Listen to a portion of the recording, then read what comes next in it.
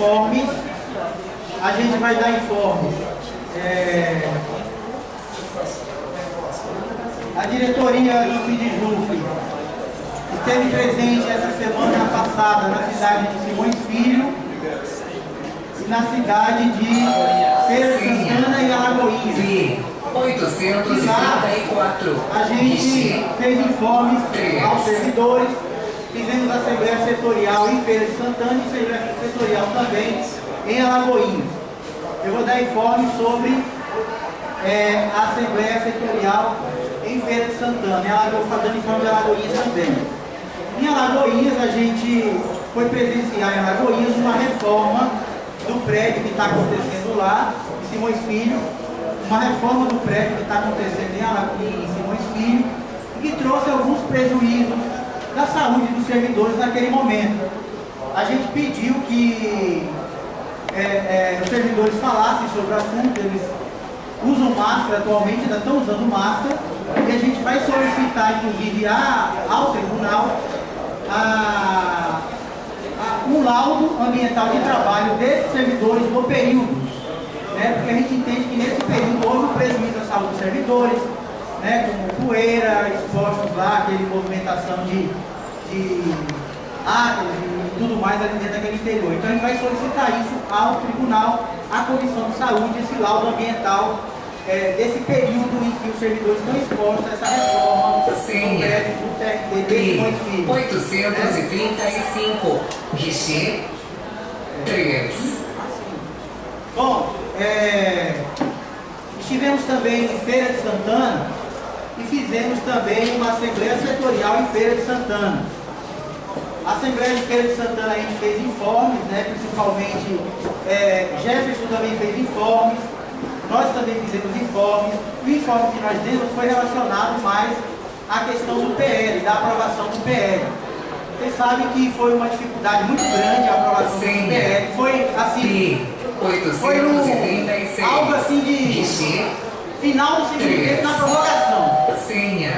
Prorrogação do segundo tempo. 836. Porque até antes, quando estava acontecendo na CAI, a reunião lá com todos os senadores, a gente estava em desvantagem, porque o Ferraz, ele estava convencendo a bancada toda do PSDB e parte do PMDB a levar o projeto ainda a uma coisa mais intrincada, uma audiência pública, essas coisas todas. Então assim, a gente teve a ideia de chamar Romero Jucá, que não estava presente naquele momento na Assembleia, e foi da vinda de Romero Jucá que a gente conseguiu reverter aquele processo. E aí vocês viram o que aconteceu depois. Então assim, é um processo de luta mesmo. A gente naquele momento não acreditava que ia acontecer de um dia para o outro, a gente ia reverter aquele processo. Mas foi assim, uma coisa de unidade mesmo, daqueles sindicatos que estavam lá. Graças a Deus a gente estava lá presente, eu, Lorival, Raquel, quem? Ele estava presente também. Quem mais estava lá? Sei que da Bahia nós tínhamos em torno de 4 servidores. Você, Raquel e a Eva. Nós 4. Isso. Então foi uma luta muito, muito boa. O final, não podemos dizer feliz totalmente, mas diante da conjuntura que nós estamos passando aí, a gente teve que acatar, aceitar o que o Supremo impôs a todos nós. E nós não participamos dessa negociação, vocês sabem disso. Então, o Supremo não aceitou a Senajuf como mesa de negociação para a gente traçar aquilo que a categoria queria naquele momento. Então, o informe de Feira de Santana e de Simões Filho eu dei. Tem informes também de Alagoinhas. Eu vou dar informe sobre a questão dos 13, mas depois o doutor João vai dar continuidade a esse. Algumas vocês vão estar à disposição para perguntar para o doutor João. Eu tive uma conversa com o Erno, que é da FENAJUF, porque agora com a aprovação do PL, o STF vai ter que regulamentar todo o processo do PL, projeto de lei, agora Lei 13.313 de 2016. E essa regulamentação já foi dado um prazo, o Supremo já disse que vai ter 5 dias para ter uma redação final do texto. né, desse projeto, dessa regulamentação. Regulamentar o artigo dos técnicos, regulamentar a questão do artigo 6º também, que absolve, né, os 13 e ao mesmo tempo reconhece administrativamente as decisões administrativas e judiciais. Então essa questão vai ser regulamentada. Então a FENAJUF, 837. ela está para marcar o coletivo jurídico. Três. O coletivo jurídico é que discute as questões jurídicas que são aprovadas dentro dos PLs aí. Todos os PLs a gente fez isso. P. Né? 838. Então, amanhã tem uma reunião da Guichê. FENAJUF, né, da coordenação jurídica da FENAJUF, que vai ser marcado o coletivo jurídico. Inclusive, já foi aprovada a ida de Luciana e minha para esse coletivo, onde a gente vai trazer para vocês aquilo que a FENAJUF vai estabelecer como premissa de luta em relação ao PL, projeto de a lei 13.313. Enquanto isso, a gente está aguardando a regulamentação por parte do STF, a regulamentação, porque toda lei o Supremo regulamenta o projeto. E logicamente que ele tem que trazer a regulamentação de todo o projeto, ele vai ter que dizer o que ele pensa no artigo 6º, né? Tem algumas interpretações que se contradizem, outras que se unificam, né? O escritório de Cassação Rosarinho, ele pensa que os 13, ele absolve, mas ao mesmo tempo ele reconhece os últimos 5 anos, né? Então existe esse pensamento.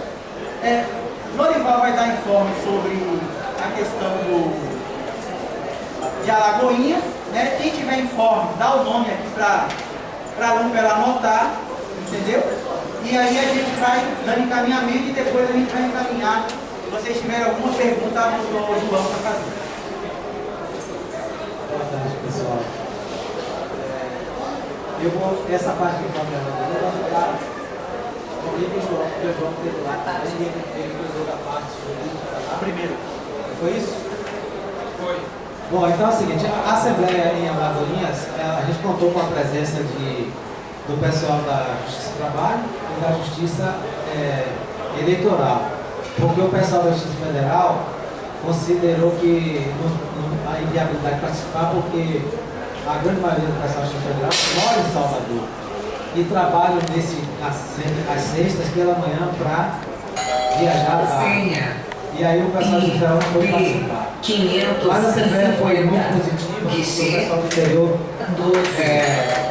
deixou patente a necessidade de participar mais vezes fazendo esse tipo de trabalho no interior, porque o pessoal lá se sente muito distante, muito abandonado pelas ações do sindicato.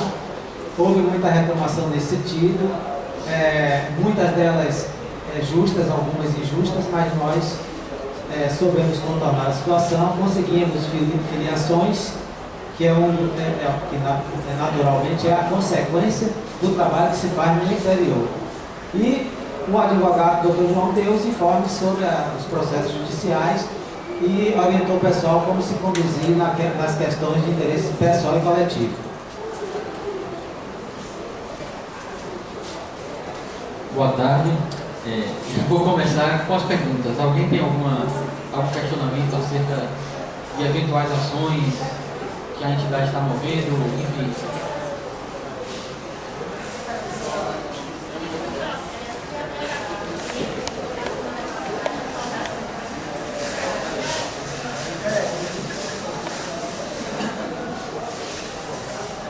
Boa tarde, doutor João. Existe um processo que é de interesse dos aposentados. Eu pedi informação, assim, eu já vou pedindo há meses. E a semana passada veio a informação de que houve apelação que está esperando entrar em pauta. E como se trata de interesse de aposentados, significa que nós já estamos caminhando para quase desinteresse. Eu queria saber qual é a próxima reanudação desse processo. Para ver se ainda tem para ver se ainda tem algum lucro. E o que é que nós podemos fazer?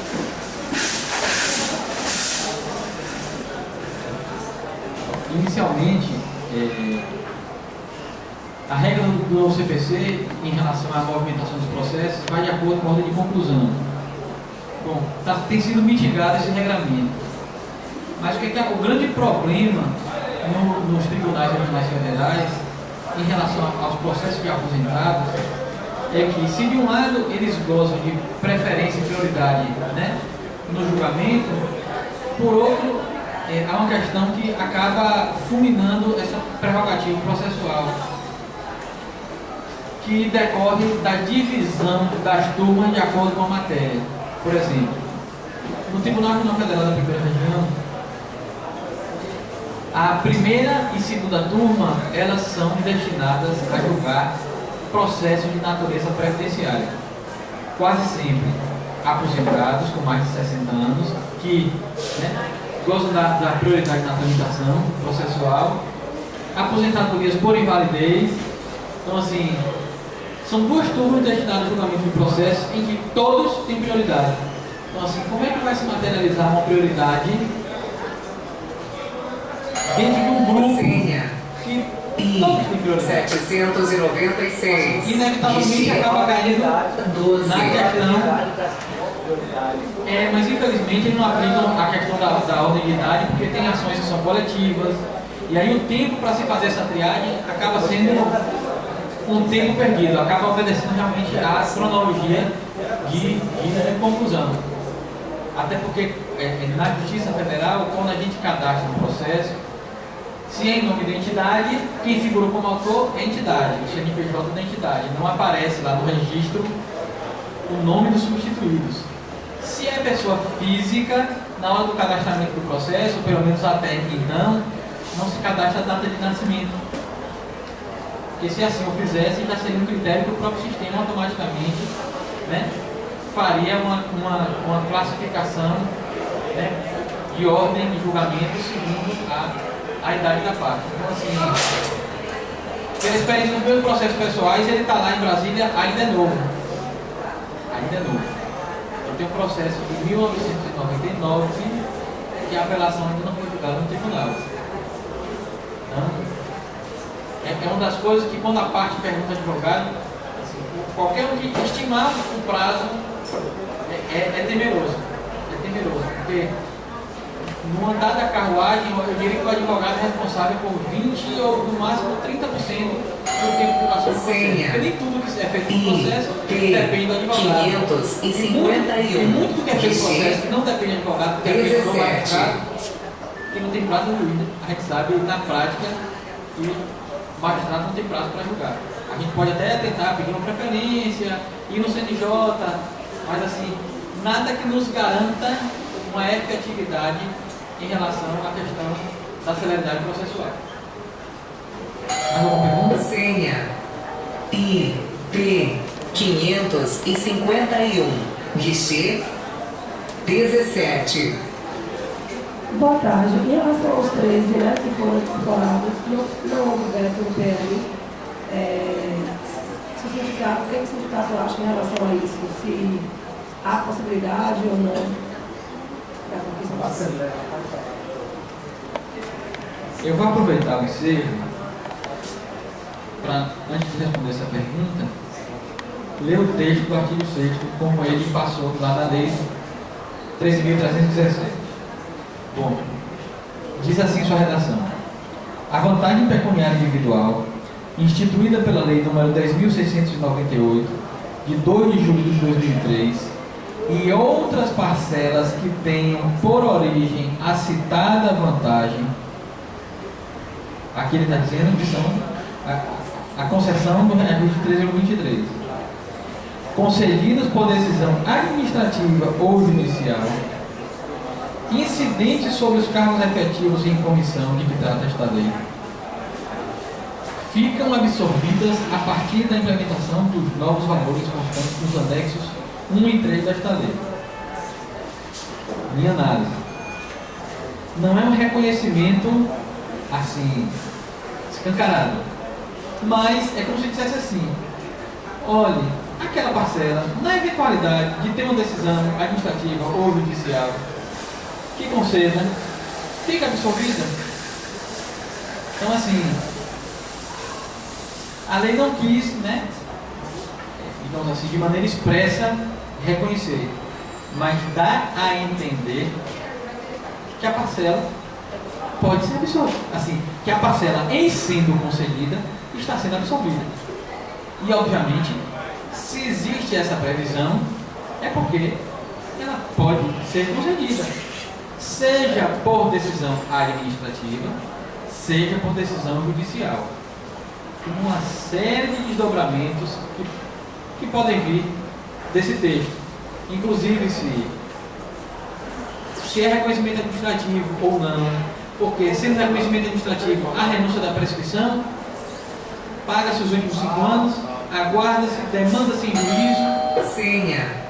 Não sendo reconhecimento administrativo, mas simplesmente pode ter a possibilidade de reconhecimento. É necessário entrar com ação judicial.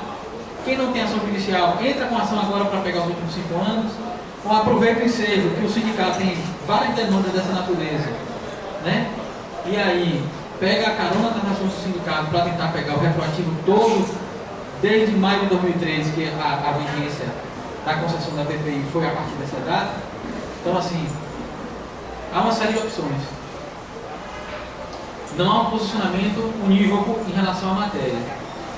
É certo que a questão vai ser regulamentada, vai ser uma portaria conjunta dos tribunais superiores para disciplinar. A gente tem acompanhado que alguns sindicatos já estão se movimentando, inclusive pedindo pagamento retroativo de junho, que em tese teria perdido, somente pegou a partir de 20 de julho, mas que na minha visão eu considero precipitada. Por quê? Porque qualquer movimentação agora, a gente pode provocar uma regulamentação de forma mais dura para o servidor. Então, assim, eu penso que agora é o momento de serenidade, aguardar a regulamentação, para a partir de então, né, a gente tomar uma posição, obviamente, de como um acordo deve ser deliberado no coletivo da Justiça. 17. Enfim, com uma posição única entre as entidades, o risco de prejuízo ou de menor prejuízo, né, a gente tem um risco menor. Então, enfim, não sei se me fiz claro, mas é porque as possibilidades são muitas, entendeu? Os tribunais estão se reunindo para baixar uma portaria conjunta, para disciplinar a questão. Não, os tribunais ainda não têm como saber. A partir do posicionamento que for definido pelos tribunais superiores, é que o coletivo da FENAJUF vai se reunir, fazer análise com todos os coletivos das bases, e aí sim, né, a gente retorna, passa o funcionamento para vocês e aí dá seguimento na estratégia. Olha, essa portaria eu acredito que até o final de agosto ela deve sair. E aí, tão logo ela saia, a gente vai convocar o coletivo. Quer colocar alguma coisa? Só informar em relação aos 13 que o Sindijuc publicou todas as ações relativas aos 13 no site do sindicato, no dia 27 deste mês.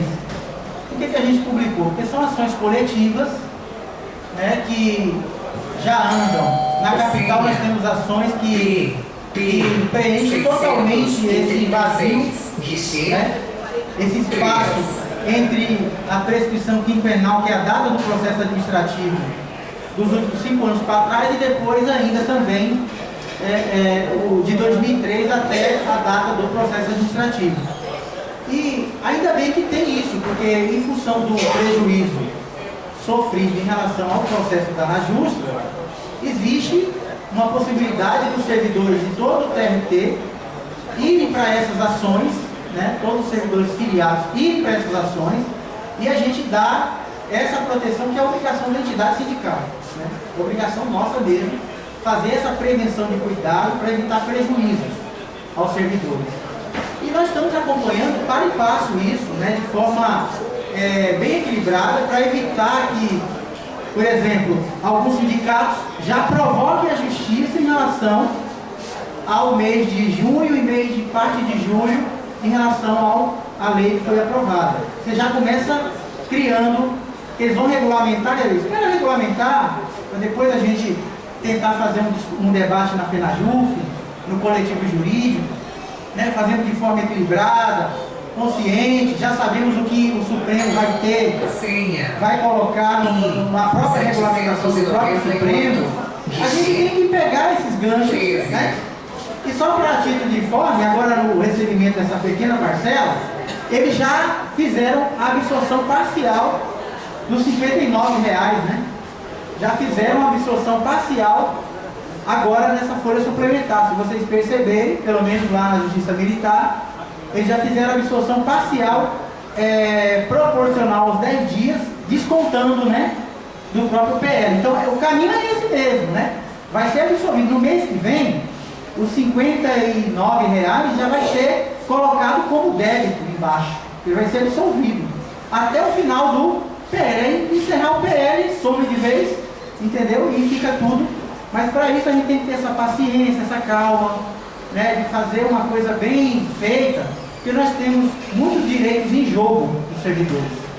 E quando você levanta uma leve, né, tá cheio de ouvintes que representam administrações, governos, que são fiéis às administrações e não fiéis aos servidores, aos trabalhadores. 799.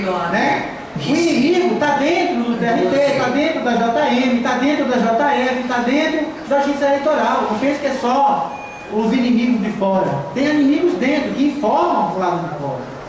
Então a gente precisa ter muito cuidado nesse momento, né? E os processos estão à mostra para vocês. É justamente para, enquanto essa questão da Ana Justa não está resolvida, e realmente é muito difícil se resolver essa questão da Ana Justa, porque vai ter que ir a plenário, né? Pautado em plenário. O Sindjuf fez a sua parte e vai fazer a sua parte, entendeu? É isso. Alguém tem um informe mais sobre o ponto 1? Alguma pergunta a mais dos servidores em relação aos informes, aos preços? Né? Então a gente coloca à disposição de vocês, né? O doutor João está sempre acompanhando e ele vai também, ele e o doutor Marcelo vai para Brasília com a gente, na reunião do coletivo jurídico. A gente espera que o Supremo já baixe a portaria regulamentando para a gente saber o que o Supremo pensa, né? E a gente espera que seja o pensamento que a Marildo várias vezes colocou em voz aberta, né? No debate com a FENAJUF, no debate com aqueles que não representam a FENAJUF, mas que por outro lado foram lá tentar pegar alguma coisa, né? A gente espera que isso se caminhe de forma bem equilibrada e a gente vai mantê-los informados com relação a isso, tá bom? Então, podemos passar para o ponto 2, gente?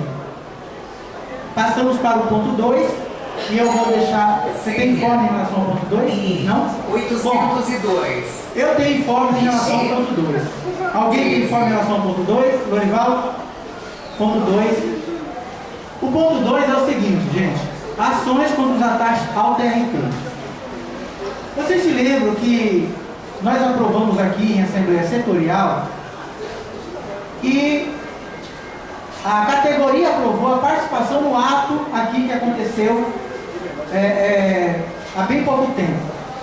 E a gente participou daquele ato porque é um ato de luta, que luta em função de um direito coletivo, né? É um direito coletivo. A justiça do trabalho é um direito coletivo. Eu posso dizer que é um direito difuso também. Por quê? Porque os trabalhadores que precisam da justiça do trabalho, ou os trabalhadores que vão precisar da justiça do trabalho, eles vão precisar de uma máquina eficiente da justiça do trabalho. E vocês sabem que o que está em discussão hoje no Congresso é o PLC 257 de 2015.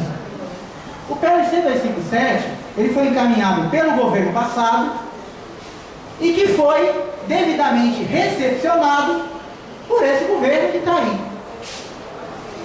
E o que diz o 257? O 257, gente, para vocês terem uma ideia, ele é muito mais nefasto até do que aquele que estava lá atrás, porque lá atrás era uma emenda à Constituição que ia precisar regulamentar por lei complementar.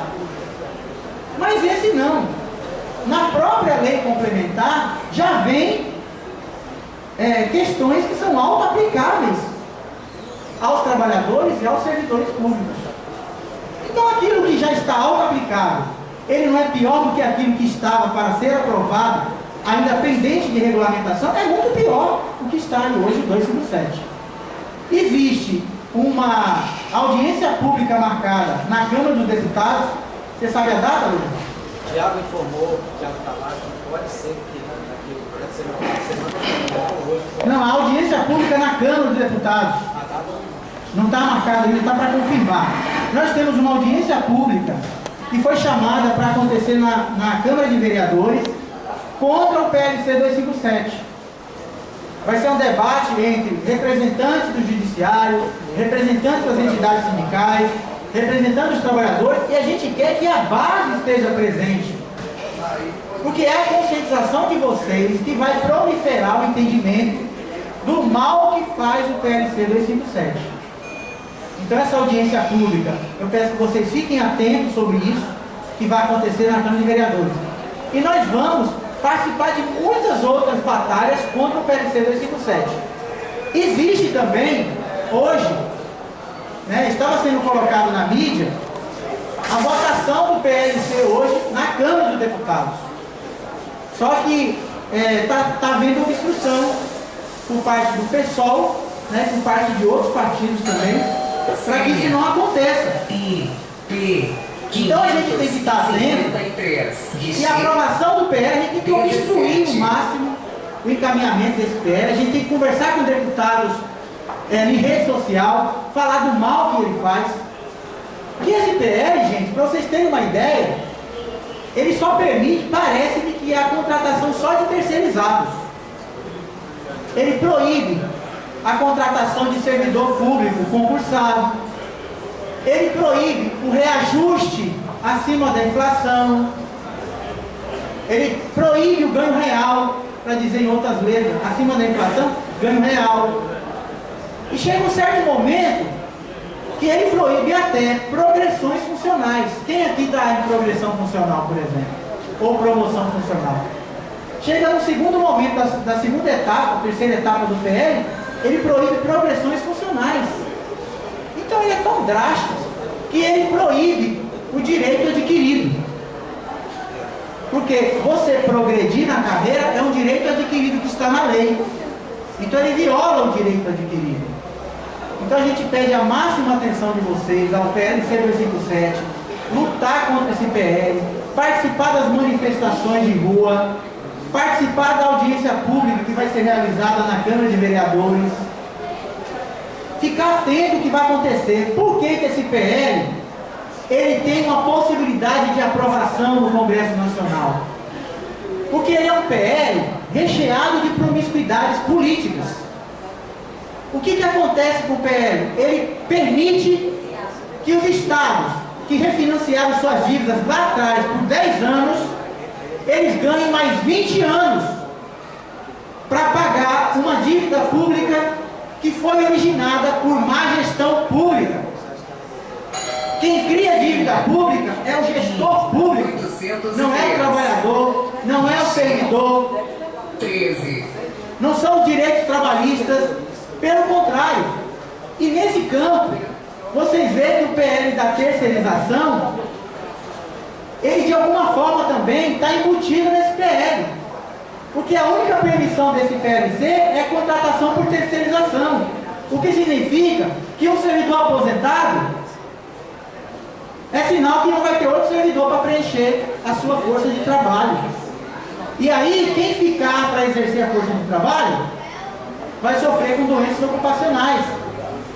E o pior ente em regulamentar a prevenção à força de trabalho é a União, é o Estado, é o município. Você sabe por quê? Porque não envolve iniciativa privada. A União, perceba, quantas vezes o Ministério Público do Trabalho ou o Ministério Público Federal veio nas administrações fiscalizar a força de trabalho dos servidores? Quantas vezes? Nenhuma. Porque há um corporativismo entre esses representantes de poder, Ministério Público, gestão de tribunal. Há um corporativismo de proteção, de não criar constrangimentos. Veja que aquilo que aconteceu aqui no tribunal, quem denunciou o Ministério Público do Trabalho foi o Sindicato dos Servidores. A contaminação aqui pela detetização. Cadê o Ministério Público do Trabalho? Cadê o Ministério Público Federal? Então, gente, a nossa luta exige de nós uma grandiosidade de luta. Não é só lutarmos pelo nosso reajuste, que já está aprovado. Não é só lutarmos pela nossa repartição ou pela vara que eu trabalho. É mais coletivo. É mais coletivo. Temos que estar presente, lutar contra o PLC 257. Veja que o PLC 257 vai desmontar a Justiça do Trabalho. A terceirização, que hoje há um medo de se terceirizar tudo e alterar a natureza jurídica do contrato de trabalho para uma natureza civil, que algum tempo atrás não passou na Comissão de Constituição e Justiça, agora tem muito mais possibilidade de passar. E aí, a Justiça do Trabalho vai perder a sua competência? Vai esvaziar sua competência? E esvaziando sua competência, por que força de trabalho? Vai existir força de trabalho? Não vai existir força de trabalho. Porque se há terceirização, a natureza civil caminha para a Justiça Comum Estadual, a competência. A Justiça Estadual tem gente suficiente para tratar dessa competência lá? Lá já se encontra uma balbúrdia de processo. Imagine agora você alterar a competência do contrato de trabalho para a natureza civil e jogar tudo para a Justiça Comum Estadual. Nós vamos perder o nosso emprego. E aí é onde vai entrar o PDV do PLC 257. O PL 257 prevê um PDV. Um salário por cada ano de trabalho. E aí? Nós vamos ficar parados? É nesse sentido que eu faço uma proposta aqui de encaminhamento para que essa Assembleia indique a Assembleia Geral o encaminhamento de servidores para lutar na Câmara dos Deputados contra o PLC 257, 2015. Ou nós fazemos alguma coisa, ou nós vamos receber o prato pronto, né, como foi o nosso leitinho aprovado pelo Supremo, que foi o prato pronto do Supremo Tribunal Federal. Eu encerro aqui a minha fala com relação às ações contra os ataques ao TRT, que envolvem contra a terceirização, né, contra o PLC 257, né, e agora está escrita a mão para falar a sua visão e as suas considerações sobre dessas ações. Gente, o 257 foi muito bem explicado por Chico, né? Eu só queria dar assim, uma informação muito grave, que é a questão da reforma previdenciária. Né? A reforma previdenciária vai atingir todos os trabalhadores, vocês trabalhadores que estão aí, servidores públicos estatutários, porque o governo quer passar uma medida que é o seguinte, é se aposentar com 65 anos e mínimo de 65 anos. E a posteriori eles vão analisar a possibilidade de se aposentar com 70 anos. Ele não determinou o limite para que isso aconteça, mas já está entre as medidas. Uma outra coisa, quem tiver menos de 50 anos vai pagar um ágio, que eles chamam de ágio, de 50%. O que isso quer dizer para vocês também? Isso quer dizer o seguinte, que se você for se aposentar menos de 50 anos, se você já tiver tempo, se for se aposentar, você vai perder 50% do seu salário. Essa é uma medida muito grave, é contra os trabalhadores, contra os servidores de todas as esferas, estaduais, federais, né, e municipais. Nós temos que estar atentos a isso. E o que é que nós podemos fazer? Nos unirmos. Unirmos como? Manifestações nas ruas. Nós temos que participar das manifestações nas ruas, ativamente. Porque nós não estamos aqui contra PT, Dilma, Lula, Temer, ou seja lá quem for. Nós estamos contra reformas que vão nos atingir, e nos atingir em cheio. porque eles estão querendo acabar com a justiça. A justiça como um todo, não é só a justiça do trabalho. A justiça do trabalho é um foco principal. Por quê? Porque atinge os trabalhadores e beneficia os empresários. Então a gente precisa estar atento a essas reformas. E o que é que o governo também continua fazendo? Várias medidas e reformas são colocadas para o povo. Eles querem nos confundir. Porque na verdade, enquanto você foca em uma medida, na calada da noite eles aprovam uma outra, que é muito mais importante. Então é preciso que a gente esteja atento o tempo todo o que é que está se passando no Congresso. E aí é que eu digo, formar uma comissão para estar atento a todas as reformas que eles estão lá se planejando para aprovar, determinamos datas, mas na verdade essas datas, elas, como vocês podem perceber, elas não vão aprovar exatamente aquilo, mas tem outras pautas por trás, como foi o PL 257, que agora eles querem juntar com a questão do pré-sal, né? A venda do pré-sal, e uma outra pauta também que está junto, que é o ajuste fiscal dos municípios e dos estados. Então é preciso que a gente fique muito atento, porque eles querem nos confundir. Eles querem nos confundir. Querem dizer que vão passar uma coisa, mas na verdade por trás há várias outras coisas. Então a gente não pode perder o foco. É isso que eu estou dizendo. Nós temos que nos unir agora, colegas, porque nós precisamos lutar pelo nosso ganha-pão.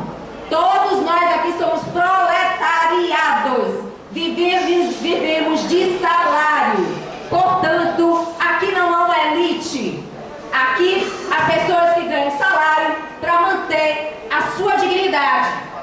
Então é preciso que a gente esteja atento. Reforço isso.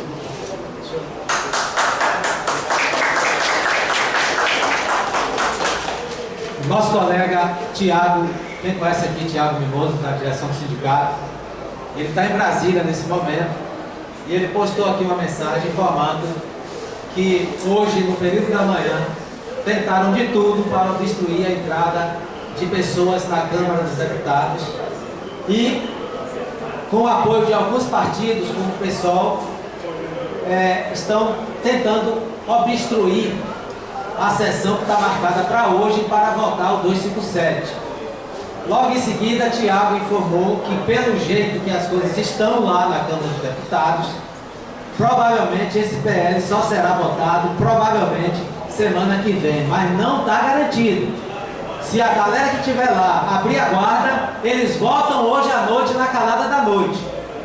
Então é preciso entender, nós servidores públicos, trabalhadores do regime geral que estão sentados ali ao lado, é bom fazer sempre aqui porque a gente atinge todo mundo, correto? Que o PL 257 é um conjunto de medidas que vem para arrebentar com os trabalhadores, para tirar direito dos trabalhadores do serviço público, trabalhadores do regime geral, para poder economizar dinheiro. Para quê? Para investir na economia ou para equilibrar as contas públicas. Não, não é para isso. É para transferir renda para os banqueiros nacionais e internacionais. Na palestra que a auditoria, que o mandato de Hilton Coelho apoiou com o apoio da Auditoria da Dívida Pública do Estado aqui na Bahia, na UFBA, no dia 16, foi colocado lá dados tirados dos sites oficiais do governo. A arrecadação somada, abatida as despesas, dava uma sobra de quase 500 bilhões de reais. Quase 500 bilhões. Aí o Temer, e não só o Temer, porque o Temer está fazendo o que Dilma encaminhou, está encaminhando para o orçamento um déficit de 170 bilhões, mais ou menos. Aonde é que está o déficit? Se nas contas simples, somando a arrecadação com despesa, você tem um superávit de quase 500 bilhões. Aí é que está a mágica do governo. ele está omitindo para a sociedade que ele transfere de todo o dinheiro que entra nos cofres públicos, antes de ser dividido pela lei orçamentária, metade, quase metade desse valor, diretamente para alimentar o sistema da dívida pública sem passar pelo orçamento. E o que é que vai para o orçamento? A outra metade. Aí quando você divide, pega metade do seu orçamento e divide para alocar nas despesas que você tem, falta dinheiro, é lógico. O governo não informa isso. Então, trabalhadores e trabalhadoras, vocês estão sendo sacrificados na aposentadoria de vocês para que o governo do Brasil transfira dinheiro para os cofres dos banqueiros nacionais e internacionais. Por isso que nós precisamos apoiar um movimento chamado Auditoria Cidadã da Dívida Pública. Bota lá no Google, ACD, ou Auditoria Cidadã da Dívida Pública, que você vai ter todas as informações necessárias para você estar atualizado a respeito desse esquema nojento que acaba empobrecendo o povo brasileiro. É essa a realidade do Brasil. Por isso precisamos lutar contra isso com todas as nossas forças. Todas as nossas forças.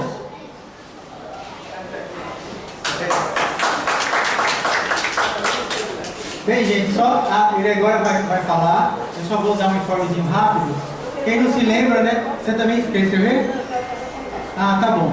Só um informezinho rápido. Quem se lembra desse PL 257, ele aumenta a contribuição previdenciária nossa, que hoje é 11%, vai para 14%. Então é bom a gente olhar isso e ver o quanto vai tirar até do nosso leitinho, né? Tá bom, ele aqui vai dar uma fala. Nós não estamos marcando tempo, gente, porque já temos poucas pessoas e a gente pode deixar livre para falar, né? Boa tarde, companheiras, companheiros. Nós estamos vivendo um momento muito delicado na vida nacional, particularmente no que concerne aos movimentos sociais, dentre eles o movimento sindical. Os trabalhadores, de modo geral, e aí eu falo, inclusive, para aqueles que estão aguardando o atendimento aqui na Justiça do Trabalho, já vem de longo tempo sofrendo ataques com flexibilização dos seus direitos. Isso não é de agora. Mas com a investida dos golpistas que hoje estão governando o país, nós estamos diante da iminência de sofrer um ataque ainda muito mais gravoso para os trabalhadores brasileiros e as trabalhadoras brasileiras, sejam eles da iniciativa privada ou do serviço público, seja federal, estadual ou municipal. Os companheiros que me antecederam já fizeram referência ao PL 257, que foi, desde o governo que está afastado, apresentado ao Congresso com críticas, inclusive de sua base social, tanto dos movimentos sociais populares, né, diversos, quanto também o movimento sindical, das centrais que davam sustentação e ainda dão sustentação ao governo afastado. Mesmo com essas críticas, esse PL foi encaminhado e está de modo já para ser aprovado, né, numa pauta que foi apresentada de modo extraordinário para que fosse assodadamente votado, mas nós podemos ainda e devemos resistir para que ele não passe. Com o pretexto de refinanciar a dívida dos estados, regularizar a situação dos estados e municípios que estão, de fato, numa situação de dificuldade financeira, eles estão querendo colocar o ônus desse ajuste nas costas dos trabalhadores e das trabalhadoras brasileiras. Nós precisamos ficar atentos, porque não vai sair pauta nenhuma nesse Congresso que está aí, principalmente com esse governo golpista que está aí, que seja para taxar as grandes fortunas, a herança o grande capital, que aí sim é que nós devemos cobrar para que o ajuste fiscal no Estado brasileiro, nas três esferas, né, federal, estadual e municipal, possa acontecer, com o ônus sobre aqueles que sempre dilapidaram o patrimônio público, sempre mamaram nas tetas, né, do Estado brasileiro. E nós temos que nos colocar bem firmemente, posicionando-nos contra esse ajuste cuja conta quem tem que pagar somos nós. Então nós temos que ser contra esse PL, nós temos que ser contra a reforma da Previdência como está sendo proposta. Nós temos, no dia 26 último passado, foi feita uma Assembleia Nacional em defesa dos direitos dos trabalhadores, com a participação de todas as centrais, praticamente, até daquela que está dando apoio político a esse governo, mas nós conseguimos essa unidade para, no dia 16 de agosto, fazermos uma mobilização nacional, e é importante que a direção do sindicato possa reforçar essa convocatória, porque aqui a direção do sindicato, que também tem representantes na Colutas, também esteve presente. Então todas as centrais estão unidas na defesa do interesse dos trabalhadores para a gente se opor à retirada de direitos que está em curso nesse Congresso conservador. Então nós não podemos nos dividir, cada um tem a sua posição. Eu sou contra esse governo golpista, defendo a democracia, o Estado Democrático de Direito, vou para as ruas em todas as convocações que houver para a gente impedir que esse golpe parlamentar seja efetivado, mas nós não podemos, por conta de alguma divergência política, ficarmos divididos, porque essa luta é a luta de todos os trabalhadores e trabalhadoras brasileiros, quer do serviço público, quer do setor privado. Então, reforçando, dia 16 de agosto, convoque e repasse para os seus grupos, para que todos nós estejamos nas ruas, juntos, gritando que esse governo é golpista, que nós defendemos a democracia e nós não queremos a retirada de direitos dos trabalhadores.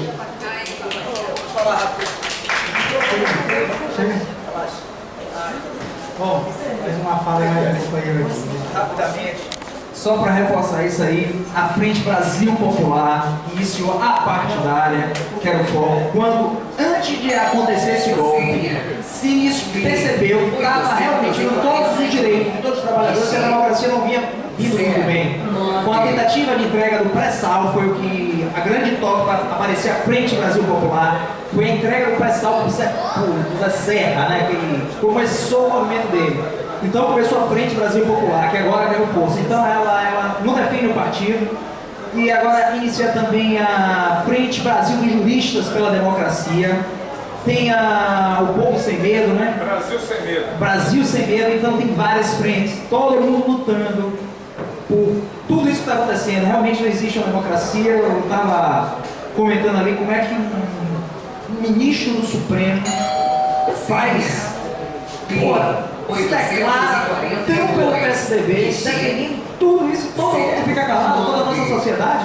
Um ministro do Supremo Tribunal Federal atuando como Chilamente, todo mundo sabe, quando uma ministra do Supremo Tribunal dos Estados Unidos foi apenas comentar algo que Trump falou, olha, concorrendo aos Estados Unidos, teve que ir a público pedir desculpa, porque todos os jornais, toda a sociedade disse: se você é juiz, não tem que se meter em política. Quem quiser ser político, saia da toga e vá para lá para o plenário, está aberto para todos, mas ele não. Então eu digo assim, como é que a sociedade pode aceitar isso? Essa previdência, eu digo, ele não liga para a saúde, não liga para a educação, e vem querer enganar a gente, dizer que está preocupado com a nossa aposentadoria daqui a 20, 30 anos. Mentira isso! Será que todo mundo é bobo para acreditar nisso? Eu digo, pelo amor de Deus. Eles não estão ligando para a gente agora, morrendo gente pelo sul, não estão nem aí, vai ligar para a nossa previdência. Ele quer que sobre dinheiro, que as pessoas não se aposentem para pagar a dívida pública. Como você falou, tudo está em torno da dívida pública. Essa dívida pública tem que ter uma auditoria. Tudo circula pela dívida pública, ou seja, os juros quando aumentam a Selic, por ano, a gente paga mais de 15, 20, 30 milhões e ninguém dá conta disso.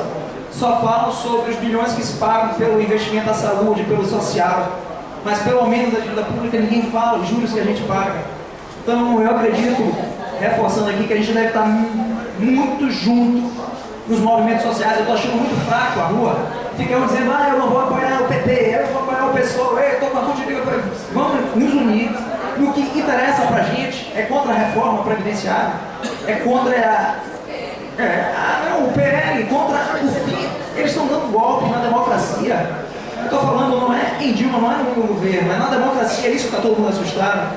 Quando eu ouço falar Frederic Miller, os maiores juristas do mundo, Ferraioli falando, o Brasil está perdendo toda a sua democracia, e todo mundo parado, dividindo. Eu ouvi um texto que ele diz assim, a elite daqui é muito esperta, ele terceiriza o ódio. Ou seja, ele passa o ódio, enquanto ele é muito esperto, ele fica lá ganhando, e quem perde somos nós. Letícia Sabateira lá sendo atacada, o outro sendo atacado, eu digo, todo mundo perdendo, e só um grupinho ganhando. Isso é inacreditável. Eu digo, vamos largar isso de lado, vamos focar realmente no nosso direito, está todo mundo junto por isso. Era só isso que eu queria dizer, porque eu fico tão indignado quando eu vejo aquele ministro lá tirando nossos 13% por um liminar e depois defendendo, se reuniu ontem, estava reunido ontem, com o Temer e os especularistas. É Gilmar Mendes, ministro do Supremo. Como é que pode isso na sociedade? Eu fico inacreditável. André, não é só os 13, né?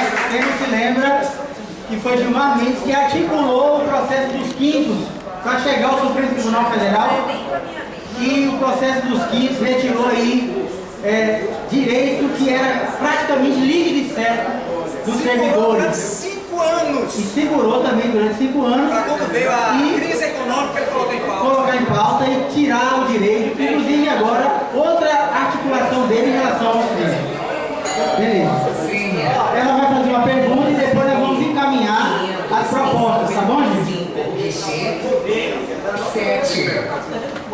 Em relação ao PL 257, né, o que eu já li, queria até que me esclarecesse, 257.